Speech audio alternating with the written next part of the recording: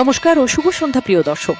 আপনারা গত কয়েকদিন ধরে দেখছেন গত 4 তারিখের নির্বাচনের ফলাফলের পর রাজ্যে রাজনৈতিক পালাবদল ঘটেছে।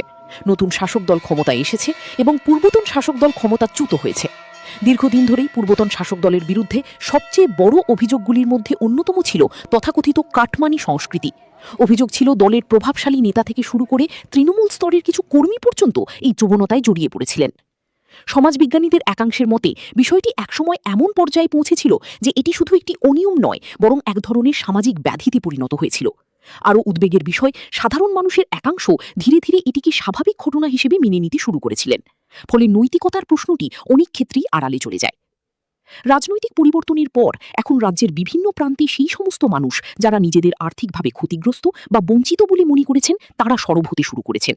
বিভিন্ন এলাকায় বিক্ষোভ, প্রতিবাদ, চোর চোর স্লোগান এবং পোস্টার নজরে আসছে।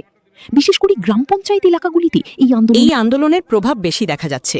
কুচবিহার জেলার বিভিন্ন গ্রাম পঞ্চায়েতে প্রধানদের ঘিরে কাটমানি ফেরতের দাবিতে বিক্ষোভ হয়েছে। কোথাও টাকা ফেরত দেওয়া হয়েছে, কোথাও সেই প্রক্রিয়া এখনও চলছে। এই ধারাবাহিকতায় আজ মাথাভাঙা শহরের উপকণ্ঠে ফকিরের কুঠি গ্রামে কাটমানি ফেরতের একটি দীর্ঘ প্রক্রিয়া সম্পন্ন হয়েছে বলে জানা গেছে। সেখানে বহু গ্রামবাসী তাদের প্রাপ্য অর্থ ফেরত পেয়েছেন।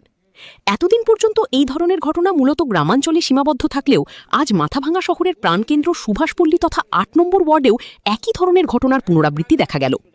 অভিযোগের ভিত্তিতে ওই ওয়ার্ডের প্রাক্তন কাউন্সিলর শ্রী মুকুল সাহা প্রধানমন্ত্রী আবাস যোজনার ১৪ জন উপভোক্তার কাছ থেকে নেওয়া অর্থের একটি অংশ বা সম্পূর্ণ অর্থ ফেরত দিয়েছেন বলে স্থানীয় সূত্রে জানা গেছে। পাশাপাশি তিনি আশ্বাস দিয়েছেন যাদের আরও টাকা পাওনা রয়েছে তাদের বাকি অর্থও পর্যায়ক্রমে ফিরিয়ে দেওয়া হবে। এই ঘটনায় এলাকার বাসিন্দারা সন্তোষ প্রকাশ করেছেন। অনেকেই অর্থ ফেরত পাওয়ার পর স্বেচ্ছায় এলাকার একটি মন্দিরে অনুদান প্রদান করে বাড়ি ফিরে যান। রাজনৈতিক বিশ্লেষকদের মতে এটি একটি ইতিবাচক পদক্ষেপ, কারণ কোনো বড় সংঘাত বা অশান্তি ছাড়াই অভিযোগের মুখে অর্থ ফেরতের উদ্যোগ নেওয়া হয়েছে।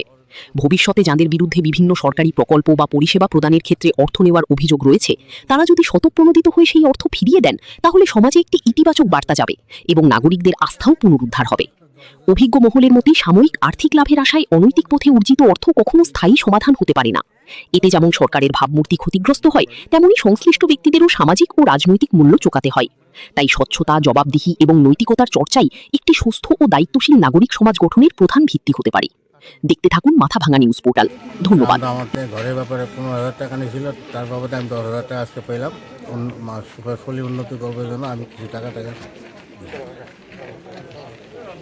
সাহা যে টাকা পাইতো বাবা, তাই আজকে দিয়ে দিচ্ছে ১০,০০০ টাকা। মন্দিরে কিছু দিব, কিছু না। নম্বর ৮ ৮ নম্বর ওয়ার্ডের বাড়ি মাথাভাঙা, ৫,০০০ টাকা পাই।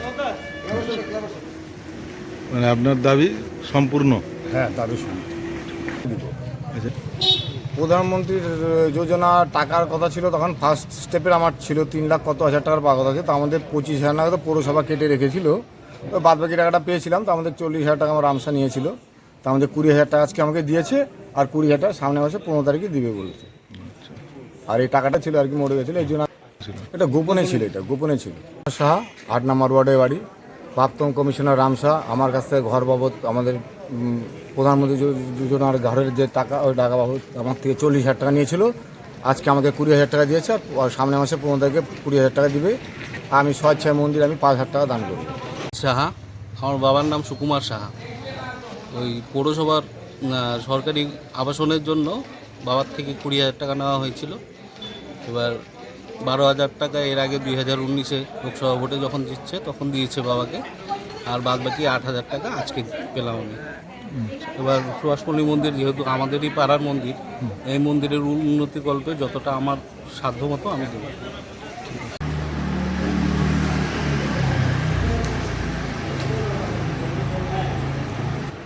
মন্দিরের উন্নতিকল্পে ৫০০ টাকা দিলাম। পরিবর্তনের আভাস, পশ্চিমবঙ্গে যে পরিবর্তন হয়েছে সেটারই প্রতিফলন। আজকে যারা টাকা নিচ্ছে আর কি, তারা একসময় দিয়েছিল কী বাবদ? আবাস যোজনা, প্রধানমন্ত্রী আবাস যোজনা ঘর বাবদ তারা কাটমানি খেয়েছিল। এটা ২০১৯ সালেও টাকা রিটার্ন করা হয়েছিল, মানে দিয়েছিল আর কি। সেটাই 19-এ তো এরা শিক্ষা হয়নি, এরা ভেবেছিল চিরজীবনে ভেবেই যাবে। গরিব থেকে যারা প্রধানমন্ত্রী আবাস যোজনা যারা ঘর পায় বিনা পয়সায়, তাদের কাছ থেকে কারো থেকে 20,000, কারো থেকে 30,000, 10,000, 40,000, আরও একাধিক টাকা এরা নিয়েছে। আজকে যখন পরিবর্তন হয়েছে দলমত নির্বিশেষে, তারা আজ তাদেরকে যারা কাটমানি গেছিল তাদেরকে চেপে ধরেছিল, তারই প্রতিফলন হিসেবে আজকে টাকা তারা কিছু রিটার্ন দিয়েছে। পরবর্তীতে তারা দেবে, এটা জনরোষ। এই জনরোষ থেকে যারা কাটমানি খেয়েছে তারা একটাও রেহাই পাবে না। জনরোষই তাদের থেকে টাকা উদ্ধার করবে। 13 জনকে টাকা দিচ্ছে, তাও মোটামুটি লাখখানিক টাকা তো বা লাখখানিক উপরে হতে পারে রিটার্ন দিচ্ছে। আমরা খুশি যে জনগণের টাকা জনগণ ফিরে পেয়েছে, এর থেকে আর আনন্দের কিছু হয় না। এটা যারা টাকা দিয়েছে, বিজেপি সরকারের প্রতি বিশ্বাস, সবকা সাথ সবকা প্রয়াস সবকা বিশ্বাস, জনগণ আজকে বুঝতে পারছে যে বিজেপি সরকার সঠিক।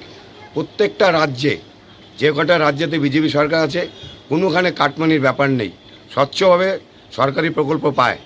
সে বিধবা ভাতা হোক, আবাস যোজনা হোক বা বার্ধক্য ভাতা হোক, যে কোনো জিনিসই 1 টাকাও দিতে হয় না। কিন্তু এই তোলামূল সরকার কাটমানিতে পরিণত হয়েছিল। এটা তো সরকার ছিল না, একটা ক্লাব ছিল। ক্লাবে ঢোকো, যে যার মতন টাকা খাও, বেরিয়ে আসো। যে যত টাকা খেতে পারবে সে ততর উপর পোস্ট পাবে। আপনার নাম পরিচয়? আমার নাম শিবশঙ্কর শাহ, ভারতীয় জনতা পার্টি মাথানা শহর মণ্ডলের সাধারণ সম্পাদক।